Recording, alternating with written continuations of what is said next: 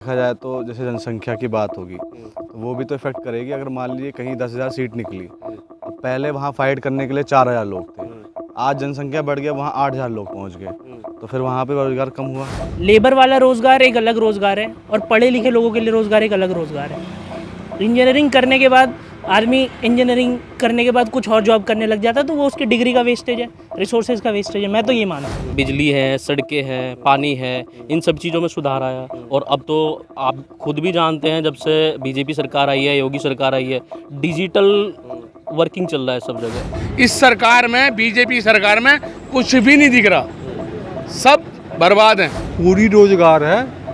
अगर हम कहीं पे खड़े हैं 24 घंटे, हमें काम करना ही नहीं है, तो फिर रोजगार कहाँ से मिलेगा।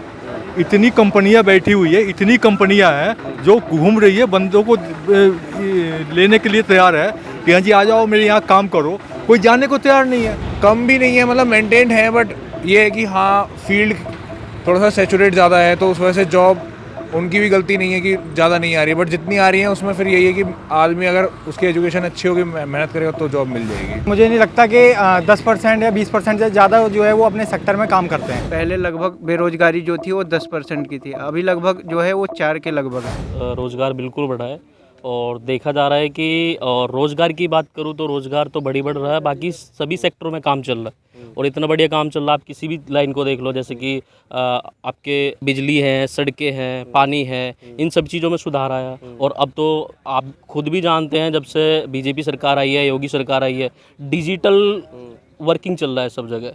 तो ये होना चाहिए, क्योंकि हमारा देश पिछड़ा वर्ग में क्यों जाना जाता है, क्योंकि या तो शिक्षा का अभाव होता है या नहीं, और अदर देशों की बात करें तो शिक्षा का अभाव ज़्यादा होता है, जिसकी वजह से वो टेक्निकल वर्किंग के कारण भी ऊंचे स्तर पर है। तो जैसे कि अब बीजेपी सरकार का एक अहम रोल है देश को आगे बढ़ाने के लिए, तो सारे सेक्टरों में अच्छा काम चल रहा है, रोज़गार भी बढ़ रहा है। क्यों नहीं बढ़ रहा है रोज़गार? अच्छा बढ़ रहा है। पूरी रोजगार है। अगर हम कहीं पे खड़े हैं 24 घंटे, हमें काम करना ही नहीं है, तो फिर रोजगार कहाँ से मिलेगा।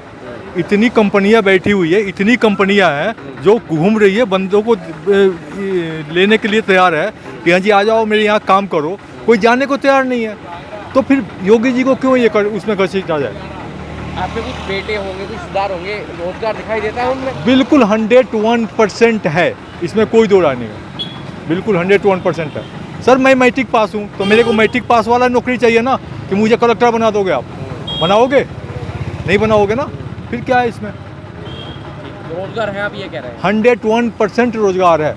किसी दूसरे से बात करना, किसी दूसरे से बात करो, तीसरे से बात करो। रोज़गार के अवसर तो सर पहले के मुकाबले बड़े ही हैं, बिकॉज क्योंकि लास्ट ईयर मैंने जब एसएससी का जब पेपर दिया था, अभी 2022 वाला जेई का, तो उसमें नंबर ऑफ़ पोस्ट बढ़ी थी और यूपीपीएससी से भी वैकेंसीज निकल रही हैं। तो वैकेंसीज तो ज़रूर आ रही हैं, क्योंकि एसएससी की पहले नहीं आ रही थी, मतलब 2020 में लास्ट हुआ था, उसके बाद 2022 में हुआ है, तो और उससे पहले 19 में हुआ था, तो वो 1-2 साल का कट होता है। स्टिल वैकेंसीज आ रही हैं अब, और इस साल भी होगा 23 में रोज़गार आएगा।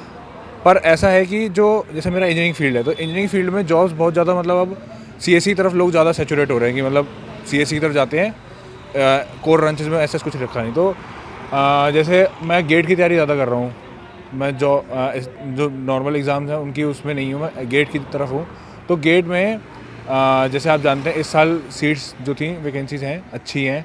और दूसरी चीज़ ये कि इस साल पेपर जो था, लास्ट ईयर मैकेनिकल वालों की जो संख्या थी वो 1 लाख प्लस थी, पर इस बार पेपर भरा ही 95,000 लोगों ने था मैकेनिकल में, और सिविल में 120 थी, और इस बार शायद 1 के अराउंड थी। तो वो वैसे ही घट रही है, तो लोगों का रुझाव जो इधर कम है और सीएससी की तरफ ज़्यादा है। तो सीएससी में तो प्राइवेट जॉब्स हैं, गवर्नमेंट नहीं है।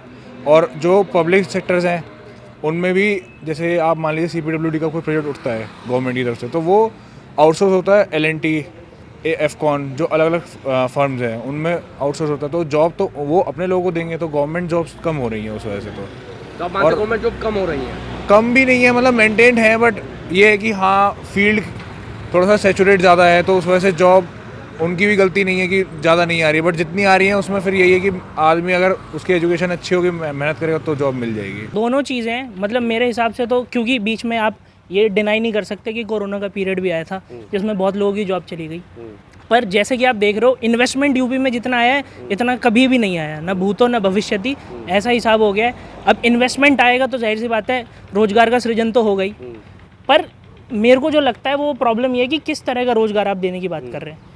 लेबर वाला रोज़गार एक अलग रोज़गार है और पढ़े लिखे लोगों के लिए रोज़गार एक अलग रोज़गार है। इंजीनियरिंग करने के बाद आदमी इंजीनियरिंग करने के बाद कुछ और जॉब करने लग जाता है तो वो उसकी डिग्री का वेस्टेज है, रिसोर्सेज का वेस्टेज है, मैं तो ये मानता हूँ। और बाकी अगर आप ये देखना चाहें कि रोज़गार सृजन हो रहा है तो मुझे लगता है कि हमें थोड़ा सा वेट करना पड़ेगा और निश्चित तौर पे थोड़े और ज़्यादा नौकरियाँ या फिर सरकारी नौकरियों में भी बढ़ोतरी हो सकती है। पर क्योंकि आप देख रहे हैं ये सरकार जो है थोड़ा कैपिटलिस्ट ओरिएंटेशन वाला हिसाब है इनका, तो आप देखेंगे कि सोशलिस्ट जो पैटर्न था जिसमें पहले पीएसयू में बहुत जॉब्स निकलती थी तो वो चीज़ें निश्चित तौर पे कम हुई हैं, मैं ये मानता हूँ। अभी वर्तमान की स्थिति की बात करूँ, सब युवा हैं, सरकारी नौकरियों की क्या स्थितियाँ हैं अभी? सर सरकारी नौकरी में तो मैं, जैसे आप पता है आपको अगला साल चुनावी साल है, तो सरकार पिछले साल से और इस साल से ही लग गई है कि नौकरियां बांटेंगे, क्योंकि जितनी ज़्यादा सरकारी भर्ती निकलेगी तो लोगों के मन में एक विश्वास आता है कि भाई सरकार तो नौकरियां देती है। चाहे आप एसएससी को उठा के देख लीजिए या यूपीएससी को उठा के देख लीजिए, एसएससी में पिछले साल जितनी भर्ती आई उससे कई ज़्यादा भर्ती इस साल आएगी। फिर उसके बाद अगर आप और देखेंगे तो यूपीएससी में देख लीजिए 2 साल पहले 700 के आसपास आंकड़ा चला गया था, अभी वापस से 1000-1100 के आसपास आंकड़ा हो गया। तो आप देख सकते हैं कि सरकार जो है बहुत मतलब अपॉर्चुनिस्टिक होकर नौकरियां दे रही है। वोट बैंक की राजनीति इसको आप कह सकते हैं एक तरह से, पर अंततः सबका भला ही होगा। और इसमें हमें ये भी नहीं भूलना चाहिए कि भारत की जनसंख्या जितनी ज़्यादा है उस हिसाब से हर बच्चे को नौकरी दे पाना तो संभव नहीं है। एक दिन में 40-45 हज़ार बच्चे पैदा हो जा रहे हैं, अब इतनी तेज़ी से तो नौकरी कहीं नहीं दे सकती, कोई सरकार नहीं दे सकती सर। मुझे नहीं लगता कि 10% या 20% से ज़्यादा जो है वो अपने सेक्टर में काम करते हैं। Most of the core branch के जो बच्चे हैं वो कहीं ना कहीं मतलब अपनी ब्रांच मतलब अपना जो सेक्टर है वो चेंज ही करते हैं। जैसे अगर देखें चाहे अच्छा कॉलेज हो चाहे बेकार कॉलेज हो, जैसे कोई कोर ब्रांच में जा रहा है तो मोस्ट ऑफ द बच्चे जो हैं वो कोडिंग ही करते हैं। तो यहाँ से पता लगता है कि इतना कोर ब्रांचेस में जो है जॉब नहीं है। और कुछ आप मानते हैं कि जॉब की अभी स्थिति खराब है, रोजगार की स्थिति अभी? जॉब तो देखो अपने ऊपर है, ठीक है। अगर तुम्हारे अंदर असली में टैलेंट है तो जॉब तो देखो लग जाती है। अब ये है कि थोड़ा सा कंपटीशन ज़्यादा है। अब जैसे देखें तो अगर आईआईटी जेईई एडवांस वगैरह की अगर मान लो कोई तैयारी करता है अच्छे कॉलेज के लिए, तो अगर उसमें भी देखें तो लेट से अगर 12 लाख बच्चे अगर एग्ज़ाम दे रहे हैं तो मुझे नहीं लगता कि मुझे लगता है कि करीबन 8 से 10 लाख बच्चे जो हैं हर किसी को सीएसई ही चाहिए। तो इतनी सीट भी नहीं है गवर्नमेंट कॉलेज में। सारी घटी है। ये मेरा भतीजा है, ये खोखा चला रहा है, ये खोखा चला रहा है, 12th पास है, 12th पास है ये लड़का, ये मेरा भतीजा है, खोखा चला रहा है। मैं भी पढ़ा हुआ हूँ, 10वीं क्लास में ही पढ़ा हुआ हूँ, लेकिन क्या कर रहा हूँ, वेल्डिंग मार रहा हूँ, टाँके मार रहा हूँ, क्या कर रहा हूँ, फैब्रिकेशन का काम कर रहा हूँ। समझ रहे हो? योगी सरकार में होंगे जो पढ़े लिखे लोग हैं उनकी नौकरी लगती हुई दिखाई देती है कहीं? कहीं से नहीं दिखी, कहीं भी नहीं दिखी, कुछ नहीं दिख रहा इस समय।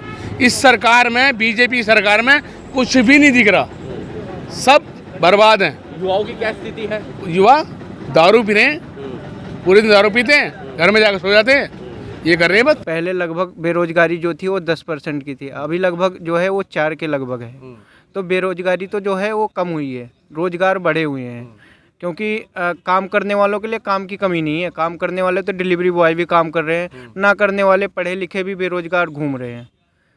अभी जैसे आपने जनसंख्या का मामला भी देखा होगा, जनसंख्या अभी भारत ने चीन को पछाड़ दिया। हाँ, चीन को भी पछाड़ दिया। अभी देख लो जनसंख्या, अब पहले हमारे देश की जो जनसंख्या थी वो कम थी, अब कितनी जनसंख्या हो गई, अब तो चीन भी पीछे हो गया हमारे देश की क्या जनसंख्या। रोजगार के मामले में इसका भी प्रमुख कारण होगा? बिल्कुल प्रमुख कारण है।